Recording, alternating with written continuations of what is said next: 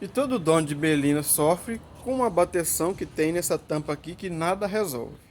E depois que eu tirei a tampa, olha o que eu achei bem aqui, ó. Aqui, nessa peça aqui, ó. Essa folga aqui, que quando o carro movimenta faz assim, ó. Aí. Então, a solução eu acredito que seja tirar essa peça aqui e embuchar esse eixo para parar com essa bateção. Aí. Tá aí. Barulho da tampa traseira da Belina. Nossa, se não fosse eu pra vocês, hein? Já pensou?